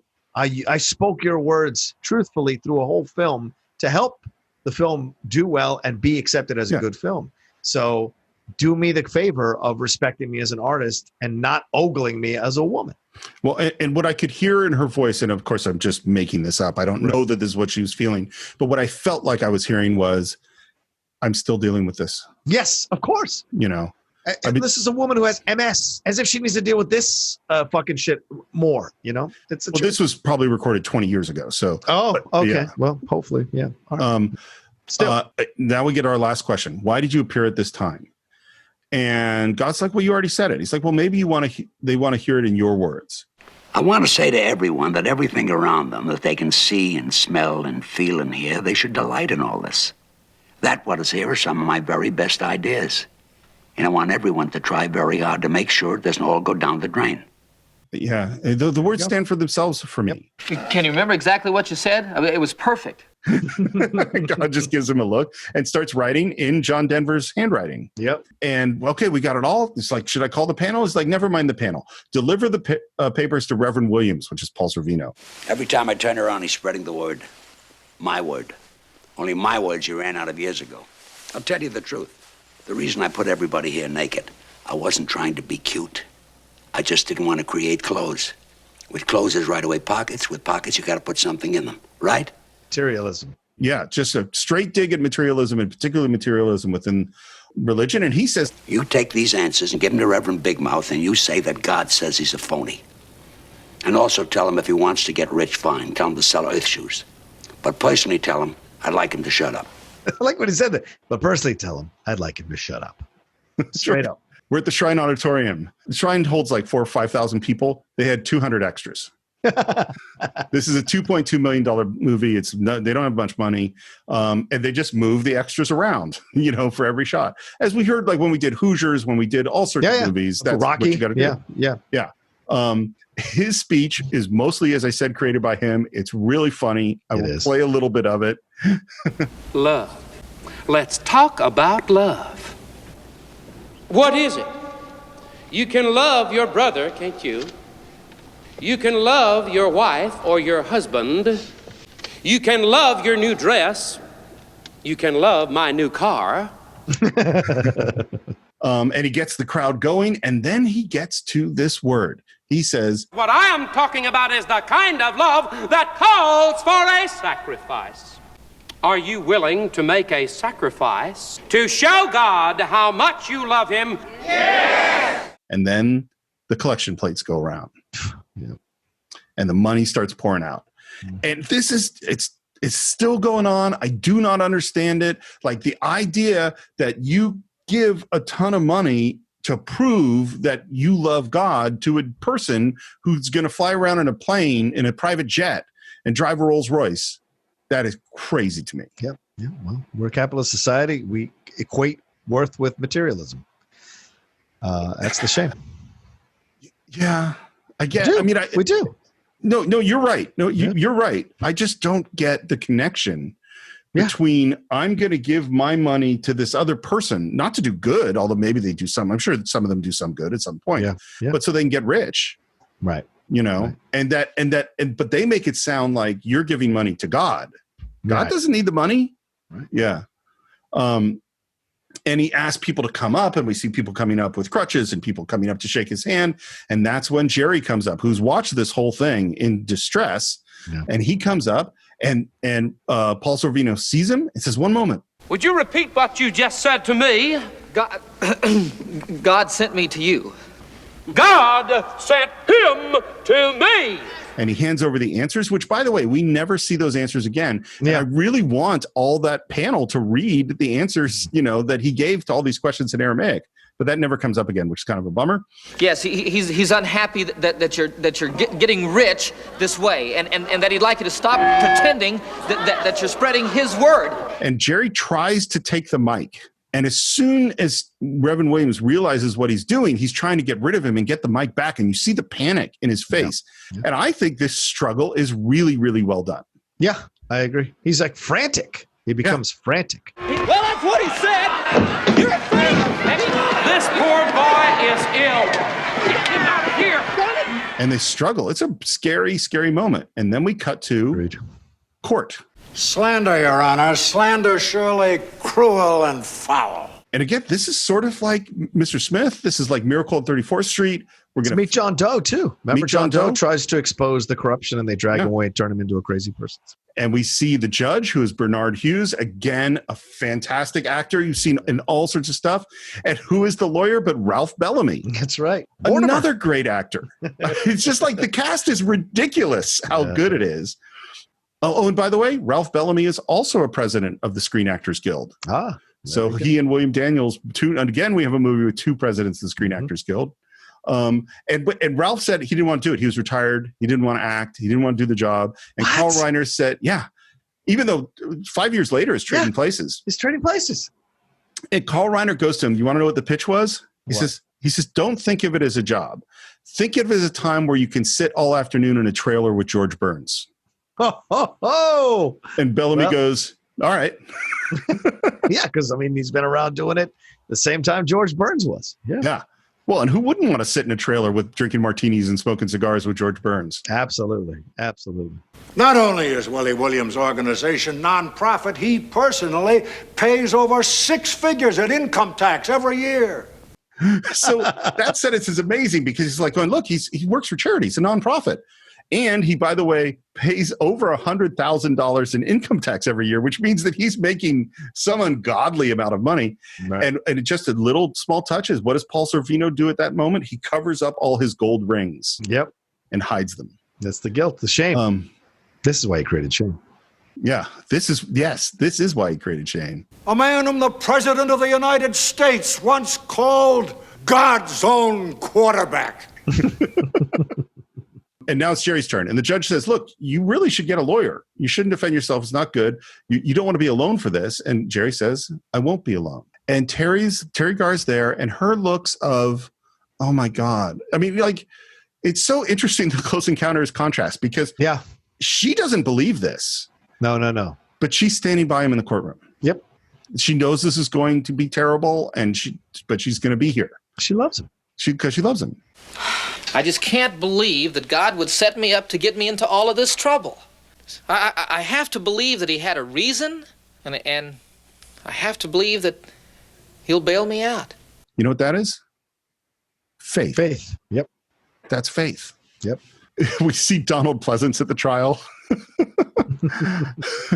And the absolute being, the all-powerful, all-knowing, all-merciful, infinite spirit, the supreme soul, the King of kings and Lord of lords, the infinite, everlasting, eternal being, last came to you how? As a busboy.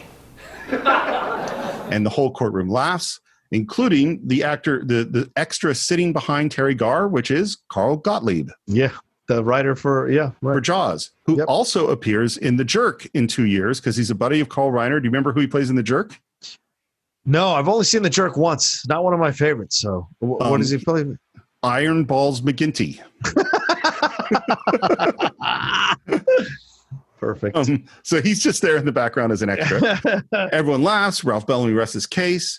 And this is the last one I'm going to say. What they said as in the commentary track here is that, see how we framed that shot? So we could see your legs. Jeez. Yeah. That's the last one I'm going to say. Okay. It just made me grumpy. And I love Carl Reiner. And I love Larry Gelbart. They're both great, but it just made me grumpy. I would like to call one witness and one witness only. Your Honor, I would like to call to the stand the Lord God. And there's reaction. Ralph Bellamy objects, and the judge is upset. And Jerry says, when I asked God to take the stand, wasn't there a trace of expectation in your mind? Wasn't there hesitation in this room? It was the possibility that God does exist. In that moment, Your Honor, when no one in this room knew what was going to happen next, in that flash of an instant lies the benefit of the doubt that you must give me to know that my story is true and that I spoke exactly as God asked me. I don't think that's a terribly good argument. I think it's, it's the only good argument he has. Yeah. The only argument it has. What I do think is, man, John Denver's a really good actor. Yep. Because he doesn't make a great speech. Mm-hmm. He's still the assistant manager who's a really good man, and he's doing the best he can. And he does a really passionate speech. It's an earnest speech. Earnest. Yeah. That's the word. It's earnest. Mr. Landers, I cautioned you earlier that proper legal representation would be helpful. I must now warn you that in addition to the plaintiff's charges, I'm seriously considering citing you with contempt. Now, you're getting deeper and deeper into trouble with this court, Mr. Landers. Excuse me, Your Honor. And there is God. Yep. He says, I'll take it from here. I love that. I'll take it from here. I love it. And the judge says, may I ask who you are? And he says, you better swear me in. You'll never believe it. And he walks up. We hear his squeaky shoes as he walks. We see the court reporter put a tape recorder up and hit record on it. I don't know why he wasn't recording this before. And the clerk says, you swear to tell the truth, the whole truth, and nothing but the truth, so help you God. And God says, so help me. So help you. If it pleases the court, and even if it doesn't please the court, I'm God, Your Honor. And Ralph Bellamy stands up. I'd like permission to question this witness. Sit down, Sonny. I've answered enough questions. Why is it so hard for you to believe it? Is my physical existence any more improbable than your own? It's a great line. Yeah, absolutely. You know? Like I said, these are great lines about God. Just great. And then he goes into a thing which is maybe one of the few things I don't like, which is he talks about the film The Exorcist. And the reason, and it's good, but it's like it sets the movie so much in a time. It's like a pop culture reference. And what his point is you guys could all believe that a devil would take over a little girl, but you have trouble believing me. All she had to do was wet the rug and throw up some pea soup, and everyone believed. I work in my own way. I don't get inside little children. They got enough to do just being themselves. Him saying they have enough to do just being themselves is a little droplet of wisdom. Yep.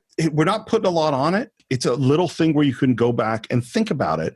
And this is why I'm not saying the movie Oh God is a religious text, but I am saying that there's maybe 50 lines in here that are worth spending some time contemplating. Absolutely. I'm not sure how this whole miracle business started. The idea that anything connected with me has to be a miracle. Personally, I'm sorry that it did. Makes the distance between us even greater. I think that's a really interesting line, too. Yeah. You know, again, I'm an atheist, but this God is very human. Yeah. And he humanizes Moses, and he humanizes Jesus and Buddha, and then he humanizes himself because he makes mistakes, because he doesn't see the future, because he can't control everything. And that's part of his wisdom. I find this such an interesting strain. I hope I can speak on it correctly, and please feel free to correct me, Steve. But like, there are two powerful strains in the Jewish community when it comes to God, right?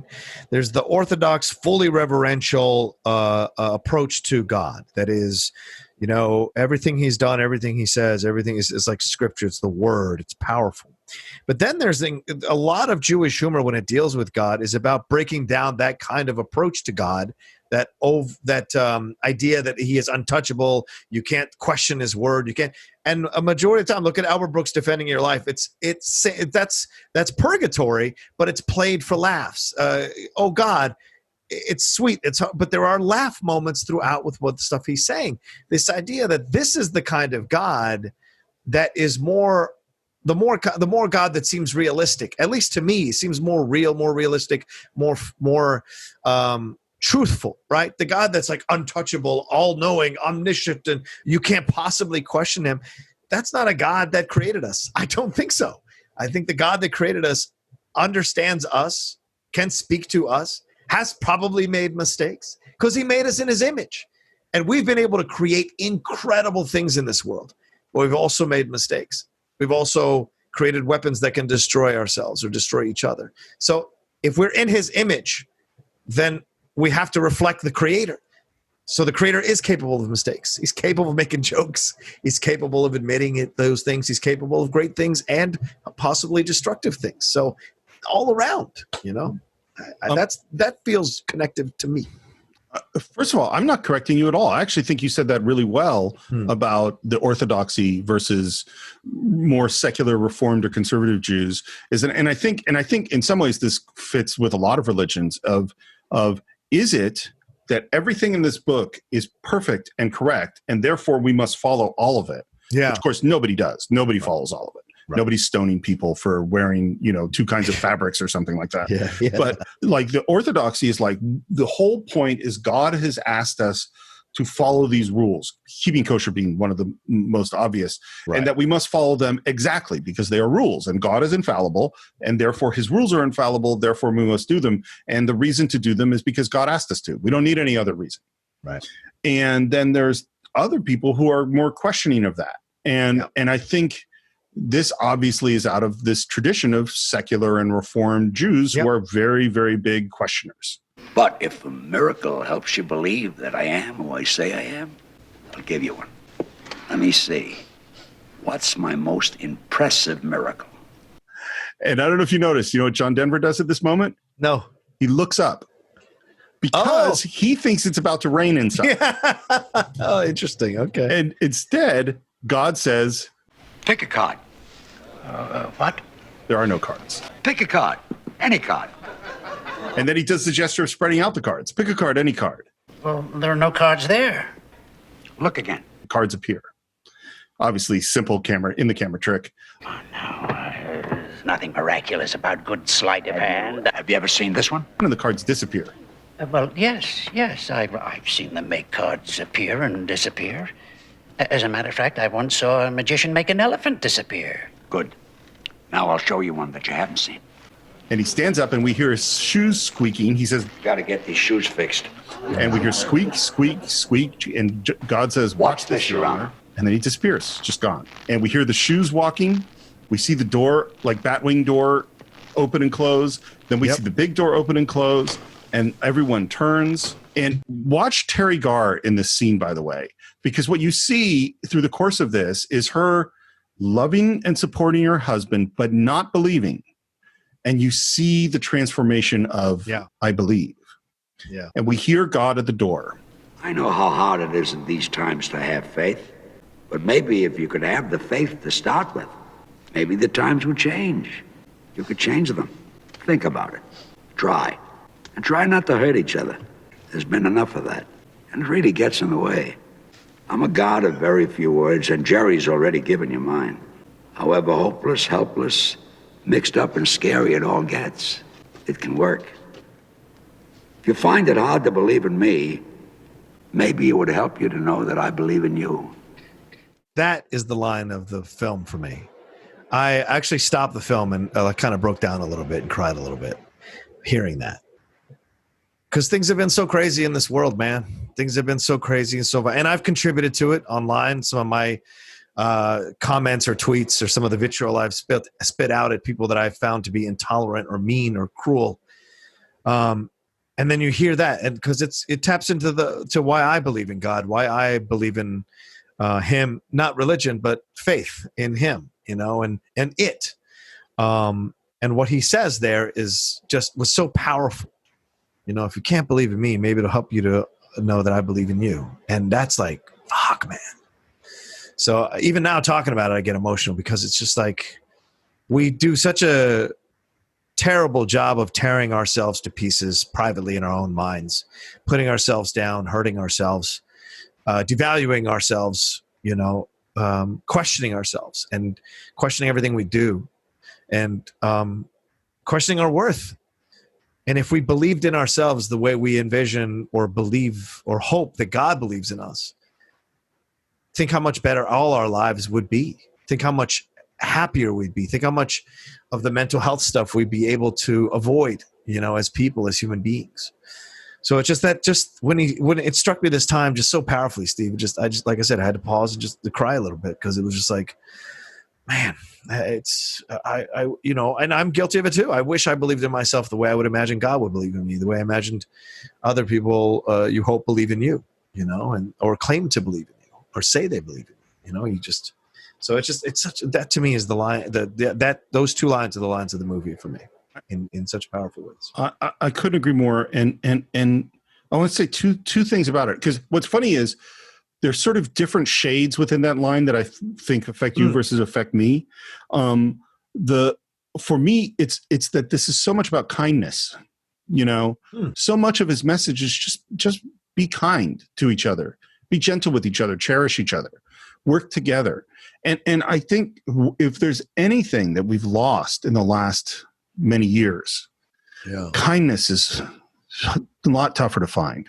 Yeah. And it's particular kindness towards the people, the Jesus turn the other cheek, love thy neighbor, like all those things, those are really hard to do right now. We're not good at cheek turning right now. And that message of kindness and faith in each other is such a big thing. This is a weird thing to say. I started way at the beginning talking about Larry Gelbart and wit is dry. Only a very witty writer could write this. Is that one of the things that wit does? Yes, it plays with language. Yes, it's subtle and funny, but it also, and this is what happens throughout this movie, although it is a very funny movie, it's funny about something. It's about a philosophy. It's taking the way we look at the world and turning it. And wit frequently turns something. It makes you look at it from the opposite direction. And this line, if you find it hard to believe in me, maybe it would help to know that I believe in you. That's a turn, linguistically.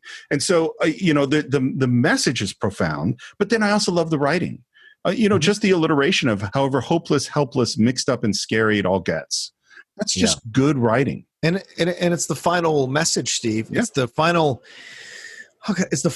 emphasis on the message that that Gelbart has been saying throughout the movie and the character of God. This idea of believing in each other more than you believe in him, right? This isn't a film about believing in God.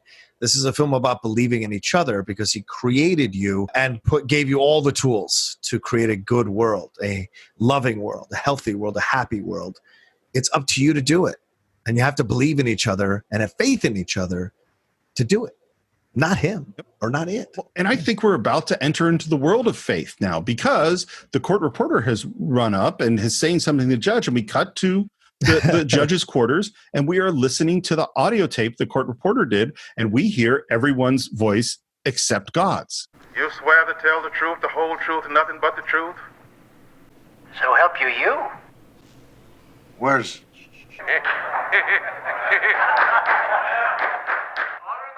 Which he had said at the very beginning of the movie, you can't record my voice. Someone must have erased it. Nobody erases tapes anymore. Which, of course, is the Watergate joke. Don't you see?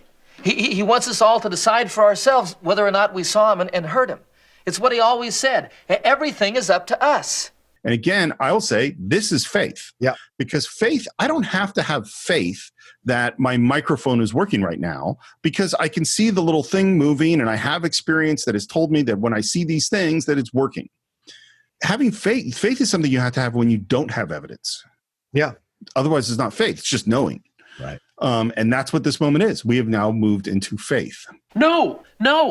There is no proof whatsoever that God was in that courtroom today.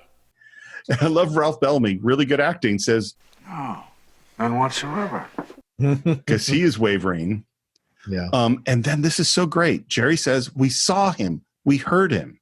And Teri Garr says, We did.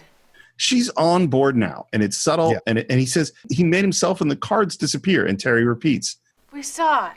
and now the judge renders his decision, which is kind of two-part. Part one is that on the basis of what we experienced, I totally understand why Jerry thought he met with God, and so the charge of slander is dismissed. I must also rule that on the basis of the evidence, or rather the lack of it, that as much as we all may think that what we saw here today was real, God did not, in fact, appear here before us. You may, of course, appeal to a higher court. We heard from the highest court. It's so funny because this is so Miracle on 34th Street. Yeah, I thought that too, yeah. Except we don't prove the existence of Santa Claus. Right. You know, cut to the store, and Jerry's been fired. He heads out, he's driving, and as he drives along, listening to that 70s music, we hear a phone ringing. It's the phone booth. The phone is ringing. And he drives by, and he keeps hearing the ring. And he gets out, gets in the phone booth, answers it, hears God's voice, and says, "Where are you?" God says, "Turn around," and there he is wearing his safari clothes because he wants to spend some time with animals. We failed, didn't we? What are you talking? We did terrific. I gave a message of encouragement. You passed it along. Now we'll see. You think anybody got the message? And God's metaphor is Johnny Appleseed. You drop a few seeds and you move on. If the seeds are good, they'll take root. I gave you great seeds, the best. Everybody thinks I'm a nut. Galileo, Pasteur, Einstein, Columbus. You're in good company. What's interesting about that list, none of those are religious figures. Yeah, true. Very true. Very true. Galileo, in particular, was persecuted by the Catholic Church. Yeah. A little bit of a shot at the Catholicism. Better be going. Aren't you coming back? No. Ever? Whenever comes, we'll see. Even this is sort of gentle. Yeah. And what's so, again, tracking Jerry's character, he's not a religious person when we meet him. He has no faith. He doesn't believe in God. No. And now he says, now and then, couldn't we just talk? I'll tell you what. You talk, I'll listen. Ugh, as a heartbreaking exchange. Because it's like, finally Jerry has fully come over to believe in him, and then God has to go. It's heartbreaking. Well, what is you talk, I'll listen? Bittersweet, I guess. Oh, totally. What is you talk, I'll listen? Prayer. Right. That's prayer. Exactly. He's saying you'll pray and I'll hear it. And he touches Jerry's face, which is really beautiful. It's so sweet. Turns and walks away, and the music builds. Back to Jerry, back to the park. God's gone.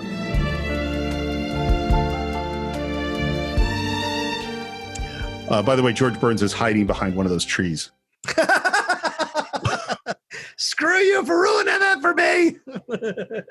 So here's the ultimate review on this movie.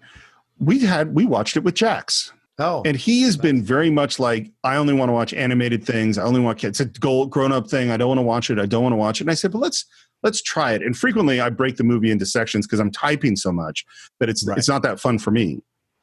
We watched 35 minutes of it, and I paused it because my fingers were tired and I had to go, shake my hands out a little bit. And Jax went, don't pause it. We watched the whole movie. He was in silence the whole time, just completely in it. And I turned to him at the end and I said, what'd you think? Did you like it? And he went, pfft. And I went, really? Because it seemed like you were really interested. And like 5 minutes later, he came to me and he said, you know what, Dad? I loved it. Oh, yeah. Wow. He loved that movie. The reception, religious people, atheist people, agnostics, loved it. Yeah. Catholic people loved it. Jewish people loved it. It's funny. We did a comedy about religion, Life of Brian, which religious people hated, and understandable why. And this one, which says, I'm not any one of these religions, religious people loved it. Yeah. Roger Ebert put it in his top 10 movies of the year, which 1977 is Star Wars and Annie Hall, all sorts of great movies that year. It earned $51 million, which is, from a $2.2 million budget. Pretty good. Gelbart was nominated for Best Adapted Screenplay, didn't win. I found one other thing I wanted to say, and then we can get into final thoughts, which is Carl Reiner just passed away, and Steve Martin wrote a wonderful article in the New York Times about his relationship with Carl Reiner, and basically said that it's not that he learned comedy from Carl Reiner, because he understood comedy, but what he really learned was how to be a person. Yeah. Is that he was such a, I mean, he, you know, if you ever read his book, Born Standing Up, have you read that one? No, I haven't yet. Oh, you'd love it. It's great. It's very short. And the world of him becoming successful and becoming like a rock star level success where he's, you know, filling up stadiums and then completely quitting stand up. It's fascinating. And he was a wreck. He had no life. He had no, because he just was on the road. He didn't have any relationships. He was just really messed up. And when he starts working on The Jerk, he learned how to exist in the world. He drove to set every day with Carl, and Carl would pick him up in his Honda Civic because there was a gas shortage and he wanted to save gas. And so Steve Martin bought a Honda Civic because that's what Carl Reiner did. Like Carl Reiner had the last place in Los Angeles that delivered real seltzer water to him. And so Steve Martin got that. And he just like, and he said that Carl Reiner was just so kind and decent, and that's how he learned how to direct. So when Steve Martin became his own director, he was imitating Carl Reiner. Oh wow. And this is the last thing he said in this article, and I'll just read it to you. So, Carl, I raise my glass of seltzer and flip through the Rolodex of words that apply to you: talent, energy, wisdom, humor. But for me, one of your qualities stands out that is not often cited in the legacies of the famous: decency. All along, it was your decency that infused and invigorated your incredible gifts. Damn. That's great. Yeah. Well, and you think, we talked about his son, Rob Reiner, is one of those directors that people just love to work with, who was kind and gentle. And so we have Carl, and I made some comments about, you know, what they said about Teri Garr, and I'm not ignoring that stuff. But Carl Reiner is one of these people that says you don't have to be a Kubrick or Ridley Scott or James Cameron who terrorize the people that work for you. You can have a really lovely time and make a really lovely movie. Yeah. What are your final thoughts? This is a film, as I said at the beginning, it's surprisingly topical. Universal conversations, universal questions, universal themes, universal explorations of our meaning, the meaning of our existence, our worth in the world, why we were created. All of it is here for you to explore if you want to explore it. And it's delivered in such fantastic detail and very memorable exchanges between George Burns and John Denver that will, if your heart is open to it, if your soul is open to it, if your mind is open to it, that will leave a mark on you and will have you thinking about things and might change you if you've never seen this movie. If some of you are listening to us and you've never seen the movie and you're going to go back and watch it, don't be surprised that after you're done with this movie, you have a bit of a very strong reaction to it emotionally, or a strong reaction to it intellectually, and maybe kind of take a little bit of stock about what's going on in the world and what's going on with you. I would not be surprised. And it's and aside from all of that, fantastic direction, great actors all throughout.